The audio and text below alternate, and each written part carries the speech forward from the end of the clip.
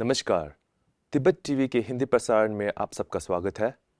Tibet TV के हिंदी समाचार में हम दर्शकों को परम पावन दलाई लामा, वर्तमान तिब्बत की परिस्थिति, निर्वासन में तिब्बत और तिब्बत मुक्ति साधना के संदर्भ में जानकारी प्रस्तुत करते हैं।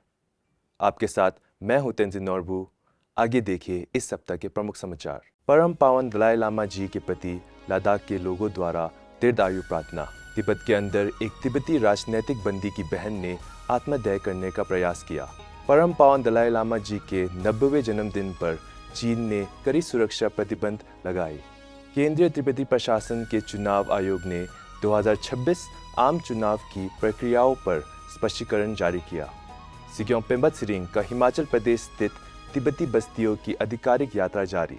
केंद्रीय तिब्बती प्रशासन और तिब्बती लोगों ने भारत के 79वें स्वतंत्रता दिवस मनाई। कल जोमागेरी संयुक्त राज्य अमेरिका में तिब्बत मुद्दे के प्रति राजनीतिक समर्थन जुटाने हेतु वकालत अभियान को सशक्त किया।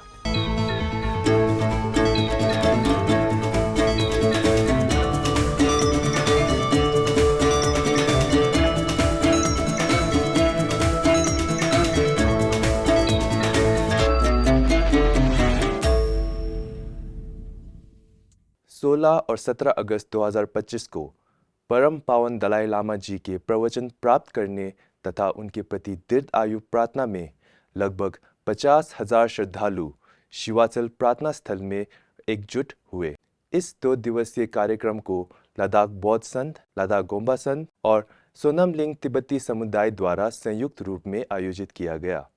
अपने संबोधन में परम पावन दलाई लामा जी ने बौद्ध साधना के सार के रूप में करुणा और शून्यता पर ध्यान देने के महत्व पर जोर दिया।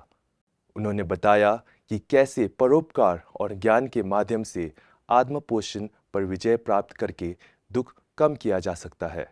उन्होंने कहा कि आधुनिक विश्व में बौद्ध धर्म की बढ़ती प्रासंगिकता विशेष रूप से विज्ञान और मनोविज्ञान के साथ उसके संवाद पर प्रकाश डाला तथा चीन में बौद्ध धर्म के प्रति बढ़ती रुचि और उल्लेख किया। समारोह का संपन्न वरिष्ठ लामाओं द्वारा परम पावन दलाई लामा जी के अच्छे स्वास्थ्य और दीर्घ आयु प्रार्थना के साथ हुआ। तिब्बत से मिली सूत्रों के अनुसार तिब्बती व्यापारी और राजनीतिक बंदी दोरजे टशी को चीनी पुलिस द्वारा जेल में निरंतर अत्याचार एवं उत्पीड़न देने के कारण उनकी बहन कुंबुकी ने आत्महत्या करने का प्रयास किया। इसी 18 अगस्त को कुंबुकी अपने भाई और उसके वकील से मिलने के लिए लासा गई थी, लेकिन पुलिस ने उन्हें मार पीट कर सड़कों पर घसीटा तथा एक होटल में जबरन बंद कर दिया। सूत्रों के अनुसार कुंबुकी ने हताशा और विरोध में अपने होटल की दूसरी मंजिल से कूदकर आत्महत्या करने का प्रयास किया। कुंबुकी के भाई दोरजे टशी एक सफल व्यवसायी थे। उन्हें 2008 के तिब्बती विरोध प्रदर्शनों के दौरान गिरफ्तार किया गया था। उन्हें हिरासत में यातनाएं दी गई और 2010 में राजनीतिक रूप से प्रेरित आरोपों में आजीवन कारावास की सजा सुनाई गई। उनके दूसरे भाई दोरजे त्सितिन को भी 6 साल की जेल हुई और बाद में उन्हें रिहा कर दिया गया। चीनी शासन ने परम पावन दलाई लामा जी के जन्मदिन के समय निगरानी, अफजाही और संचार पर कड़ा प्रतिबंध लगाया। सभाओं, अवैध पूछताछ, सामूहिक हिरासत, मठों और अन्य क्षेत्रों में बड़ी संख्या में पुलिस तैनात किए गए थे। यह कड़े प्रतिबंध तिब्बत के कर्जे मठ, ठाको काउंटी, बाजोंग, सिलिंग, कीर्ति मठ, कांगसा, सोहार प्रोविंस तथा तिब्बत की राजधानी ल्हासा में स्पष्ट रूप से किए गए थे। अम्दो के चौन्सा में तिब्बतियों को बिना किसी कारण के हिरासत में लिया गया। आज तक उनके बारे में कोई जानकारी नहीं मिली है। इसके अतिरिक्त कई जगहों में 5 से ज्यादा भिक्षुओं को मठों में इकट्ठा होने से वंचित किया गया और 200 से ज्यादा तिब्बतियों से परम पावन दलाई लामा जी के 90वें जन्मदिन समारोह के संबंधों को लेकर पूछताछ की गई। इस दौरान चीनी पुलिस ने घरों और मठों में धार्मिक गतिविधियों पर प्रतिबंध लगाया। चीनी शासन का यह कदम तिब्बत में रह रहे तिब्बतियों को परम पावन दलाई लामा जी के प्रति श्रद्धा और संबंध तोड़ने के एक व्यापक प्रयास का हिस्सा है। केंद्रीय तिब्बती प्रशासन के चुनाव आयोग ने आगामी 2026 के तिब्बती आम चुनाव पर स्पष्टीकरण देते हुए एक प्रेस विज्ञप्ति जारी किया है। बताया जा रहा है कि निर्वासित तिब्बतियों के चार्टर अनुसार तिब्बती आम चुनाव के संचालन में सहयोग देने हेतु 2 अतिरिक्त चुनाव आयुक्तों का नियुक्त किया जाएगा। अतिरिक्त चुनाव आयुक्तों का नियुक्त 1 अक्टूबर 2025 से शुरू होगा और उनका कार्यकाल चुनाव प्रक्रिया की घोषणा से लेकर अंतिम परिणामों की घोषणा तक रहेगा। केंद्रीय तिब्बती प्रशासन के सिक्योंग पेम्बा सिरिंग हिमाचल प्रदेश स्थित तिब्बती सेटलमेंट की आधिकारिक यात्रा पर है। यात्रा की शुरुआत बुधवार को टशीजोंग, बिर और चौंतारा सेटलमेंट से की गई थी। इस दौरान उन्होंने तिब्बती बस्तियों के मठों, स्कूलों, अस्पतालों, प्राथमिक स्वास्थ्य केंद्र तथा वृद्ध आश्रमों का निरीक्षण किया। शेरपलिंग मठ में सिक्योंग ने ताई सेतु रिम्पोचे से मुलाकात कर दर्शन प्राप्त किए। तिब्बती स्कूल चौंतारा में सिक्योंग ने स्कूल के विद्यार्थियों और शिक्षकों को तिब्बत एशिया का जल स्तंभ एवं दक्षिण पूर्व एशियाई देशों में तिब्बत की भूमिका विषय पर संबोधित किया। केंद्रीय तिब्बती प्रशासन ने भारत के 79वें स्वतंत्रता दिवस पर धर्मशाला स्थित तिब्बती मुख्यालय में भारत सरकार और जनता के प्रति एकजुटता देखने हेतु एक आधिकारिक समारोह का आयोजन किया। समारोह की शुरुआत कार्यवाहक सिक्योंग द्वारा भारतीय राष्ट्रीय ध्वज फहराने के साथ भारतीय राष्ट्रगान के साथ हुई। पत्रकारों को संबोधन में कार्यवाहक सिक्योंग थालम टोमा चांगरा ने तिब्बत के अंदर और निर्वासन में रह रहे तिब्बतियों की ओर से भारत सरकार और लोगों को हार्दिक शुभकामनाएं दी।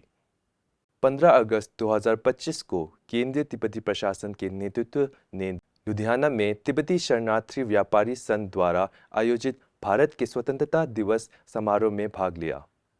समारोह में मुख्य अतिथि सिक्योंग पेम्बा सिरिंग, निर्वासित तिब्बती संघ के उपाध्यक्ष टोमा सिरिंग तेखांग, न्याय आयुक्त दाव फिंकी एवं फगवा सिरिंग थे।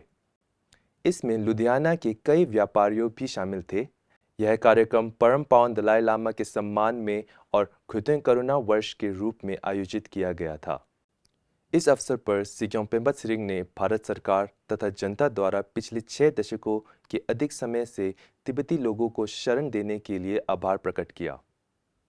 क्योंकि यह कार्यक्रम खुतें समारोह का एक हिस्सा है, इसीलिए सिक्योंग ने भारत से परम पावन दलाई लामा जी के सामाजिक, भावनात्मक और नैतिक शिक्षण के प्रतिबद्धता के भारतीय स्कूली पाठ्यक्रम में अपनाने का आग्रह किया और लुधियाना के उद्यमियों को केवल भारत में निर्मित उत्पादों का उपयोग करने के लिए प्रोत्साहित किया। इस अवसर पर निर्वासित तिब्बती संसद की उपाध्यक्ष टोमा सिरिंग तेखांग ने परम पावन दलाई लामा जी के आशीर्वाद से तिब्बतियों को निर्वासन में स्कूलों का निर्मित तथा तिब्बती प्रशासन स्थापित कर एक उज्जवल भविष्य का उम्मीद किया।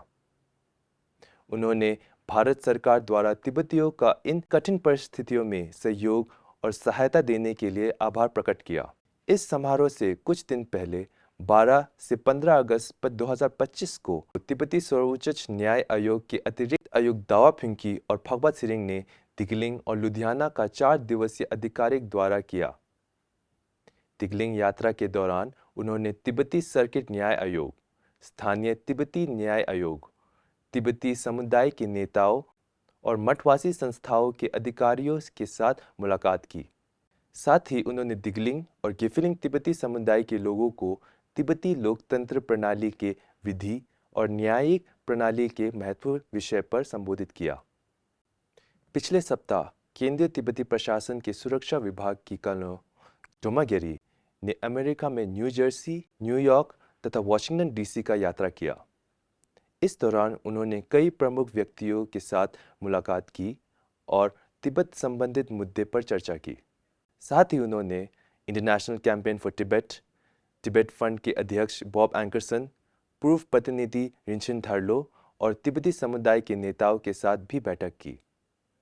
यात्रा के दौरान कलों ने दोखम छुशी खांडू सम्मेलन के उद्घाटन समारोह, खुतें उत्सव, न्यूयॉर्क में ड्रिबुंग टशी गोमांग मठ के धर्म केंद्र और एक प्रार्थना सभा में भाग लिया। इसी के साथ आज का समाचार यही समाप्त होता है। अगले हफ्ते हम फिर मिलेंगे। मुझे आज्ञा दीजिए। धन्यवाद।